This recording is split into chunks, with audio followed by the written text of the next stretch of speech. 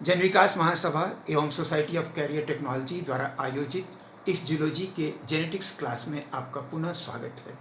आज हम लोग मल्टीपल एलील्स के बारे में बात करेंगे। एलील्स, जिसके बारे में मैंने आपको बताया था कि मेंडल नाना ने अपने प्रयोगों में हर कैरेक्टर के दो भेद की बात की थी। जैसे लंबाई है तो लंबाई के दो भेद हो सकते हैं, एक तो ज़्यादा लंबा हो सकता है लगभग 1 मीटर लंबा, और एक बौना या 1 फीट लंबा। और इसके लिए मैंने आपको एक तुलना बताई थी कि आधुनिक परिभाषा ये है कि एलील्स वे जीन्स हैं जो क्रोमोसोम में एक ही बिंदु पर पाए जाते हैं। जैसे कि 6 से 9 की शो में हम फिल्म देखने गए और हमें बालकनी की 27 नंबर वाली सीट मिली। 9 से 12 की शो में आप देखने गए और आपको वही 27 नंबर वाली सीट मिल गई, तो हम और आप एक दूसरे के एलील हो गए। एलील होने का मतलब ये नहीं कि उस सीट पे दोनों एक साथ बैठे, उसका मतलब ही है कि एक समय दोनों में से कोई एक बैठे। अब सवाल उठता है कि ये भी तो हो सकता है कि 3 से 6 की शो में कोई और तीसरा भी उसी सीट पे बैठा हो। तो मेंडल के समय में तो ये बात नहीं मालूम थी, लेकिन बाद में ये पता चला कि कुछ मामलों में 2 से अधिक एलील्स भी हो सकते हैं, और जब 2 से अधिक एलील्स होते हैं तो उस प्रक्रिया को मल्टीपल एलील्स कहते हैं। जिसका एक उदाहरण मनुष्य में ब्लड ग्रुप के मामले में पाया जाता है। सन 1940 के करीब में लैंडस्टेनर नाम के वैज्ञानिक ने देखा कि कभी कभी दुर्घटना होती थी, लोगों का खून ज़्यादा बह जाता था, तो दूसरे व्यक्ति का खून चढ़ाया जाता था, तो उस समय उस मरीज की मौत हो जाती थी। तो फिर पता लगा कि जो है मनुष्य में पाए जाने वाले रक्त भी 4 समूह के होते हैं, और उस समूह के अंदर ये सीमा है कि किस समूह का खून किसको दिया जा सकता है। तो आइए आज इसकी बात करते हैं। और इस मल्टीपल एलील्स ब्लड ग्रुप के मामले में 3 एलील्स हैं। और एक और बात से, एक और वैज्ञानिक से, एक और उनकी जेनेटिक्स की किताब है आल्टेनबर्ग।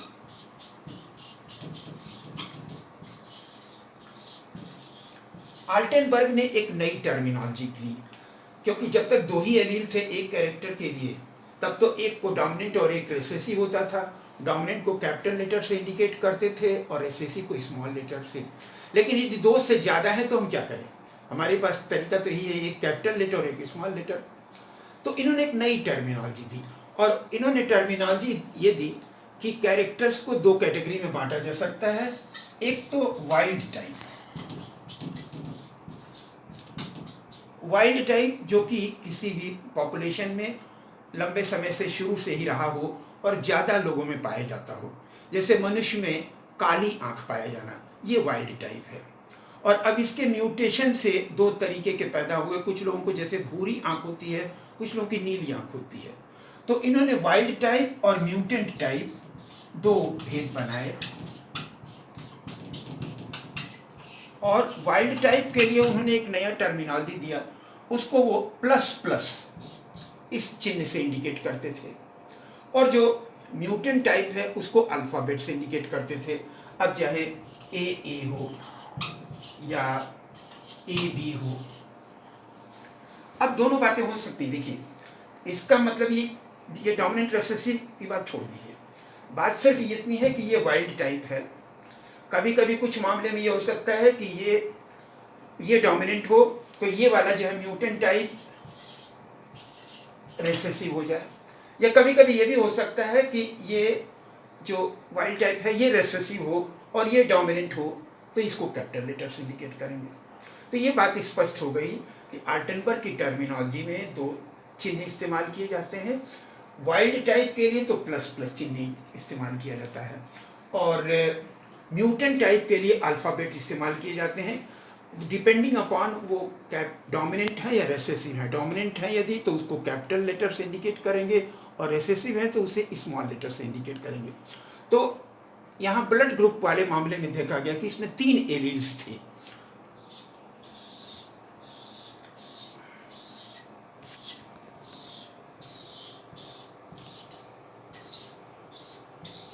और ये तीनों एलील्स क्रोमोसोम में एक ही बिंदु पर पाए जाते थे।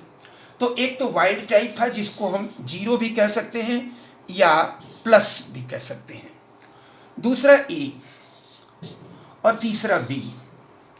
अब इसमें इंटरेस्टिंग बात ये थी, ए भी ओ के ऊपर डोमिनेंट है, प्रभावी है, बी भी ओ के ऊपर डोमिनेंट या प्रभावी है, लेकिन यदि ए और बी दोनों साथ साथ आ जाएं तो दोनों अपना असर प्रस्तुत करते हैं, जिसे कहते हैं हम को डोमिनेंस। तो ये आप बात स्पष्ट समझ लीजिए कि इस पे शॉर्ट नोट पूछा जा सकता है, ऑब्जेक्टिव क्वेश्चन पूछा जा सकता है। और ये भी समझ लीजिए कि मल्टीपल ब्लड ग्रुप के मामले में कोई भी परीक्षा आप देने जाएंगे जूलॉजी की, तो उसमें एक सवाल तो तय है कि इसमें ब्लड ग्रुप के बारे में एक सवाल जरूर होगा। तो अब ये को डोमिनेंस देखिए, एक इनकम्प्लीट डोमिनेंस आपने देखा था मिराबिलिस जलापा 4 o'clock प्लांट में। उसमें क्या था कि दो जो एलील्स थे उसके बीच की स्थिति आती थी, दोनों स्थिति नहीं प्रदर्शित होती, दोनों के बीच की स्थिति आती थी। यहाँ पे को डोमिनेंस ये है कि दोनों की पूरी स्थिति एज सच प्रोजेक्ट होती है। तो ये इनकम्प्लीट डोमिनेंस और को डोमिनेंस में फर्क हो गया। तो अब ये 3 एलील हो गए यहाँ पे, जिसे 0 या प्लस ए और बी। अब हर ऑर्गेनिज्म में एक समजात गुणसूत्र का जोड़ा पाया जाता है। तो इसमें जीनोटाइप कुल 6 तरीके के हो जाएंगे और फिनोटाइप कुल 4 प्रकार के होंगे। कैसे होंगे आइए देखते हैं। देखिए यहाँ पर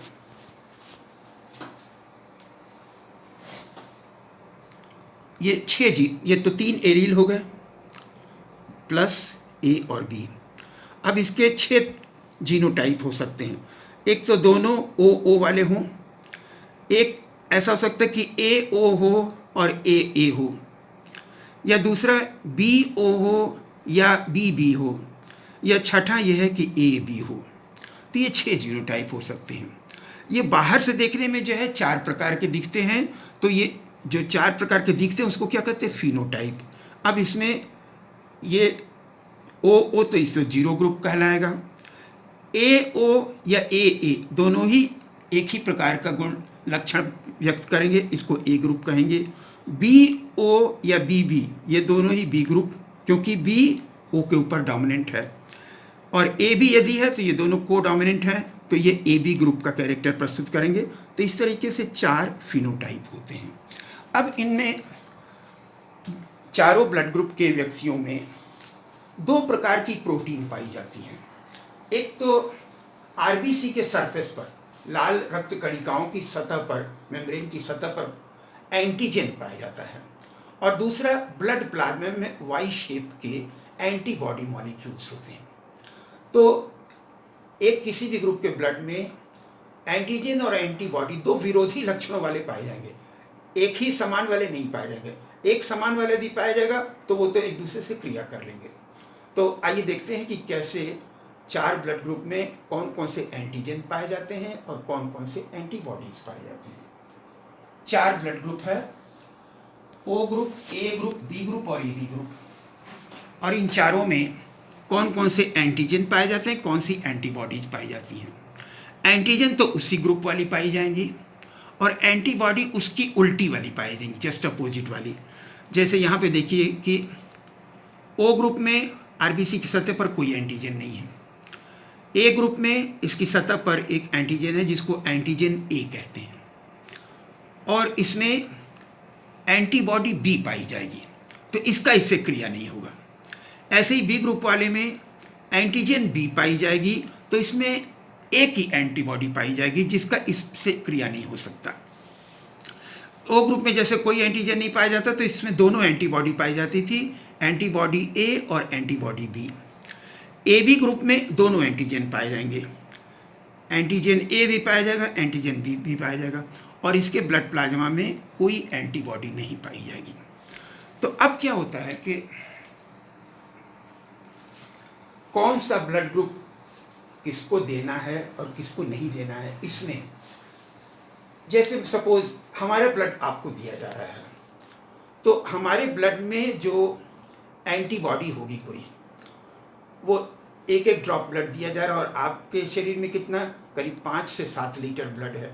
तो हमारे ब्लड एक बूंद जो जा रहा है उसमें यदि कोई एंटीबॉडी है भी, तो उसका असर क्या होगा कि आपके शरीर में जाकर के वो फैल जाएगा, डाइल्यूट हो जाएगा। तो उसका असर नहीं पड़ने पाएगा।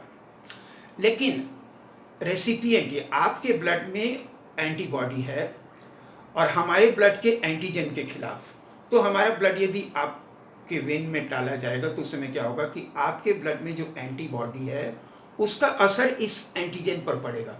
ये ब्लड जो है तुरंत सारे आरबीसी एक साथ इकट्ठा होकर के गुच्छा बन जाएंगे, जिसे एग्लूटिनेशन कहते हैं, और उसके बाद वो सब पंचर हो जाते हैं, हीमोलाइसिस हो जाती है, पेशेंट की डेथ हो जाती है। तो यहाँ पर ये ध्यान में रखना है कि हमें जो डोनर और रेसिपिएंट, डोनर के एंटीबॉडी का असर डायलूट हो जाएगा, तो डोनर के एंटीजन का हमें विचार करना है और रेसिपिएंट के ब्लड में एंटीबॉडी का विचार करना है, रेसिपिएंट के एंटीजन का नहीं विचार करना है। तो इस आधार पे एक चार्ट बनाया जा सकता है कि किस ब्लड ग्रुप का खून किस ब्लड ग्रुप के व्यक्ति को दिया जा सकता है।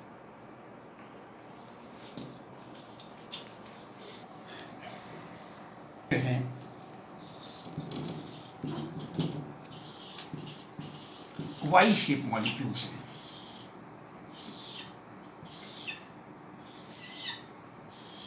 और इसका ये वाला जो हिस्सा है ये एंटीजन से बाइंड होता है, तो इसे क्या कहते हैं, FAB, fragment antigen binding segment. अब यहाँ देखिए मैंने जो आपको चार्ट बताया किस तरीके से चार्ट बनाना है। डोनर जिसका ब्लड दिया जाना है, रेसिपिएंट जिसको ब्लड दिया जाना है। तो अब इसमें क्या हुआ कि डोनर के ब्लड के एंटीजन को हमें विचार करना है कि उस एंटीजन पर रेसिपिएंट की एंटीबॉडी का असर हो जाएगा। तो यहाँ देखिए A group, B group, AB group और 0 ग्रुप, इसमें वही वाला एंटीजन पाया जाएगा। जैसे A ग्रुप में एंटीजन A पाया जाएगा, B ग्रुप में एंटीजन B पाया जाएगा, AB ग्रुप में दोनों एंटीजन पाए जाएंगे, एंटीजन A और एंटीजन B। 0 ग्रुप में कोई एंटीजन नहीं पाया जाएगा। दूसरी तरफ रेसिपिएंट में क्या हुआ, रेसिपिएंट में हमें एंटीजन एंटीबॉडी पर विचार करना है। तो A ग्रुप में कौन सी एंटीबॉडी पाई जाएगी, एंटीबॉडी B ग्रुप में एंटीबॉडी A पाई जाएगी, AB ग्रुप में कोई एंटीबॉडी नहीं पाई जाएगी, और 0 ग्रुप में दोनों एंटीबॉडी A भी पाई जाएगी, एंटीबॉडी B भी पाई जाएगी। अब इसके आधार पर हम निर्णय कर सकते हैं कि किस ब्लड ग्रुप को किसको दिया जा सकता है या नहीं दिया जा सकता है।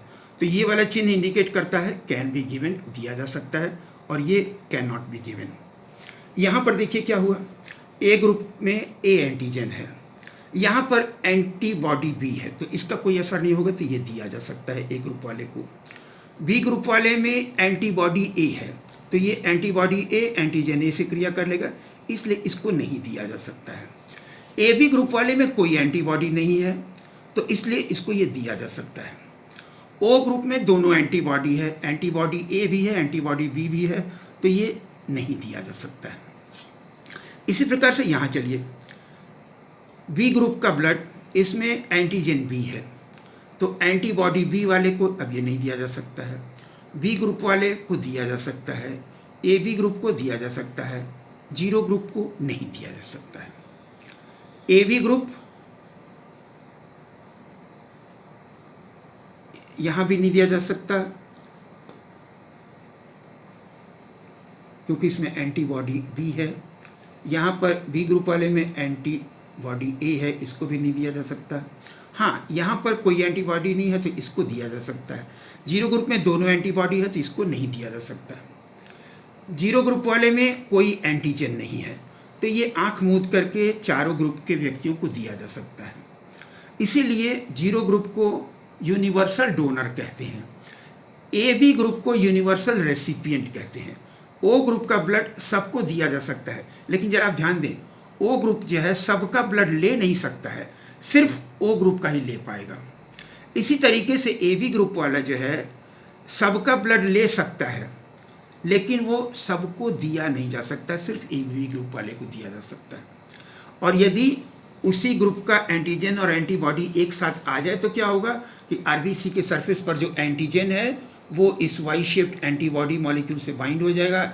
इसका एक किनारा इससे बाइंड हो गया, दूसरा किनारा इससे बाइंड हो गया, फिर आरबीसी की सतह का दूसरा वाला जो हिस्सा है दूसरे एंटीबॉडी मॉलिक्यूल से तो इस तरीके से बहुत सारे आरबीसी एक साथ इकट्ठे हो जाते हैं। इस क्रिया को एग्लूटिनेशन कहते हैं।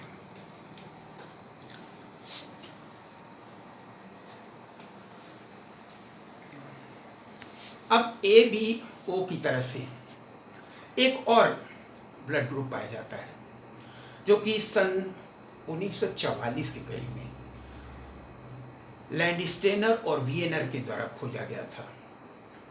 और सबसे पहले वो काले मुंह वाला जो बंदर होता है ना, रीसस मंकी, उसके ब्लड में पाया गया था, तो इसीलिए उसको रीसस फैक्टर या आरएच फैक्टर कहते हैं। बाद में पता चला कि यही प्रोटीन, यही एंटीजन 85% मनुष्यों में भी पाया जाता है, 15% में नहीं पाया जाता है। तो 85% जिसमें पाया जाता है उनको तो आरएच पॉजिटिव कहते हैं, और 15% जिसमें नहीं पाया जाता उनको आरएच नेगेटिव कहते हैं। एक इंटरेस्टिंग बात यह है कि सामान्यतः शुरू से आरएच के मामले में आरएच की एंटीबॉडी नहीं होती है। तो एक व्यक्ति आरएच नेगेटिव वाला है तो उसके ब्लड में वैसे तो आरएच की एंटीबॉडी नहीं होगी, लेकिन कभी किसी समय दुर्घटना में किसी आरएच पॉजिटिव वाले का ब्लड उसको चढ़ा दिया गया तो उसकी प्रतिक्रिया स्वरूप उसके शरीर में एंटीबॉडी बन सकती है, और बन गई तो दोबारा यदि कभी आरएच पॉजिटिव वाला ब्लड चढ़ा दिया गया तो उससे क्या होगा कि वो एग्लूटिनेट हो जाएगा और पेशेंट की डेथ हो जाएगी। एक बड़ी इंटरेस्टिंग बात यह है कि कभी कभी आरएच पॉजिटिव हस्बैंड है और आरएच नेगेटिव वाइफ है, तो डेवलप होने वाला बच्चा जो है वो आरएच नेगेटिव भी हो सकता है, आरएच पॉजिटिव भी हो सकता है। कैसे, अभी आप देखते हैं। तो उसमें ये हो सकता है कि माँ यदि आरएच नेगेटिव है और उसके गर्भ में डेवलप होने वाला बच्चा आरएच पॉजिटिव वाला हो गया। सामान्यतः तो क्या होता है कि माँ और बच्चे का ब्लड वेसल दोनों इस तरीके से होता है, वो मिक्स नहीं होता है, दोनों के बीच में 6 बैरियर होते हैं। लेकिन कभी यदि जरा सा कहीं चोट लग गई, थोड़ा सा ब्लड वेसल रप्चर हो गया अंदर ही, और उसे थोड़ी सी यदि खून की मिक्सिंग हो गई, बच्चा आरएच पॉजिटिव वाला डेवलप हो रहा है, माँ आरएच नेगेटिव है, तो माँ के ब्लड में आरएच की एंटीबॉडी बनने लगती है। बनते बनते थोड़ा सा टाइम लग जाता है, तो कभी कभी तो पहला वाला प्रेगनेंसी जो है नॉर्मल हो जाता है, बच्चा पैदा हो जाता है, उसको थोड़ी बहुत खून की कमी या जॉन्डिस हो सकती है। लेकिन यदि दोबारा नेक्स्ट प्रेगनेंसी में भी डेवलपिंग चाइल्ड आरएच पॉजिटिव है यदि, और माँ आरएच नेगेटिव है, तो माँ के ब्लड में जो आरएच की एंटीबॉडी डेवलप हो गई उसके असर से बच्चे का के सारे blood RBC, red blood cells agglutinate हो जाते हैं। अब जब उनकी मात्रा कम हो जाती है तो रेड बोन मैरो में से जो मेगा कैरियोसाइट्स से बनकर या इरिथ्रोब्लास्ट हैं, जिसमें पहले न्यूक्लियस होता है, बाद में न्यूक्लियस समाप्त हो जाता है, तो वो इरिथ्रोब्लास्ट जो इमैच्योर आरबीसी हैं वो ब्लड सर्कुलेशन में आ जाते हैं। तो इसीलिए उस डिजीज को इरिथ्रोब्लास्टोसिस फीटैलिस कहते हैं। हर परीक्षा में इस ब्लड ग्रुप पे एक सवाल, एक न्यूमेरिकल जरूर आता है। यूनिवर्सल डोनर कौन है, यूनिवर्सल रेसिपिएंट कौन है, और इनहेरिटेंस पैटर्न में माँ ऐसी इस ब्लड ग्रुप वाली है बट पिता इस ब्लड ग्रुप वाले हैं, तो बच्चा इस ब्लड ग्रुप का हो सकता है या नहीं हो सकता है। लेकिन ध्यान रखिएगा, इस तरीके के सवाल वो आपको याद नहीं कर रहे हैं। हमेशा इस तरीके से पनिश चेकरबोर्ड बना करके रफ पर देख लीजिए, तब उसका जवाब लिखिएगा। जैसे यहाँ आरएच वाले मामले में देखिए, 2 स्थिति हो सकती है। आरएच पॉजिटिव हस्बैंड है और आरएच नेगेटिव वाइफ है, इसमें दोनों बातें हो सकती हैं। आरएच पॉजिटिव हस्बैंड जो है ऐसा भी हो सकता है कि जिसमें दोनों एलील्स आरएच पॉजिटिव वाले हों, या ऐसा भी हो सकता है कि एक एलील आरएच पॉजिटिव वाला हो और एक आरएच नेगेटिव वाले हो। बाहर से देखने में दोनों का लक्षण वही होगा, दोनों आरएच पॉजिटिव होंगे, लेकिन इनहेरिटेंस पैटर्न अलग हो जाएगा। मदर जो आरएच नेगेटिव हो तो एक ही तरफ का गैमीट बनाया उसने, तो ये यदि आरएच पॉजिटिव है हस्बैंड, तो उससे आने वाला जो आरएच पॉजिटिव एलील है ये इससे मिल करके आरएच पॉजिटिव आरएच नेगेटिव, ये बाहर से देखने पर आरएच पॉजिटिव चाइल्ड हो गया। अब जरा दूसरी परिस्थिति देखिए, हस्बैंड आरएच पॉजिटिव है लेकिन उसका जीनोटाइप आरएच पॉजिटिव और आरएच नेगेटिव है, RH पॉजिटिव डोमिनेंट है, इसलिए बाहर से देखने पर तो वो RH पॉजिटिव है। इसमें ये दो तरह के गैमेट बनाएगा, RH पॉजिटिव RH निगेटिव। ये वाला इससे मिल करके RH पॉजिटिव RH निगेटिव हो जाएगा, तो ये RH पॉजिटिव चाइल्ड हो जाएगा। और ये वाला इससे मिल गया तो RH निगेटिव, तो ये RH निगेटिव चाइल्ड हो जाएगा। तो इसमें ये भी हो सकता है कि पति जो है RH पॉजिटिव हो और पत्नी RH निगेटिव हो, तो बच्चा दोनों तरह संभावना है, बच्चा RH पॉजिटिव भी हो सकता है, RH निगेटिव भी हो सकता है। इसी तरीके से AB और ब्लड ग्रुप वाले में भी इनहेरिटेंस पैटर्न पे इसमें न्यूमेरिकल आते हैं इम्तहान में। जरा सा आप देखें कि फादर A ग्रुप का है, मदर A ग्रुप की। एक स्थिति तो ये है कि दोनों होमोजाइगस हैं, तो इसमें बच्चा निश्चित ही A ग्रुप वाला होगा और किसी ग्रुप का नहीं हो सकता। जरा दूसरी स्थिति देखिए, फादर A ग्रुप का है, AA है, मदर A ग्रुप की है लेकिन AO है। अब इसमें दो बातें हो सकती हैं, ये वाला जो है इससे मिल गया AA हो गया, ये वाला इससे मिल गया AO हो गया। तो अब यहाँ पे इस स्थिति में भी फादर A ग्रुप वाला है, AA है, मदर AO वाली है।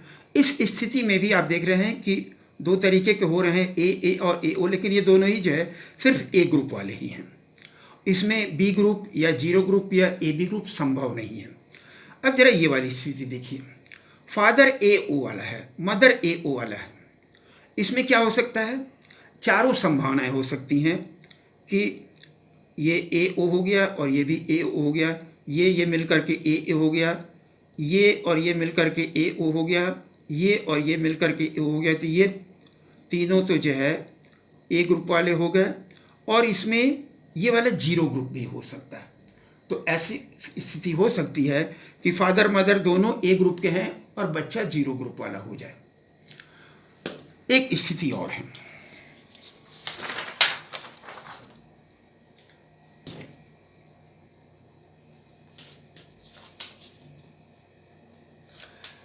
ये देखिए, हस्बैंड A ग्रुप वाला है, AO है, वाइफ BO या B ग्रुप वाली है।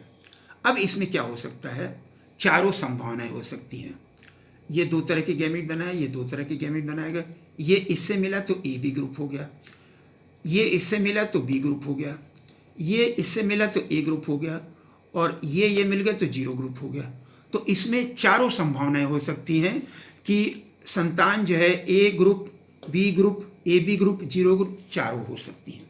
तो इसमें दोनों तरह से सवाल पूछे जा सकते हैं, माता पिता का ये है तो बच्चे का ये है, क्या होना चाहिए, या बच्चे का ये है और माता पिता में से एक का दिया हुआ है तो दूसरे का ब्लड ग्रुप क्या क्या हो सकता है। इस तरीके से इसे घुमा करके भी सवाल पूछा जा सकता है। धन्यवाद, थैंक यू।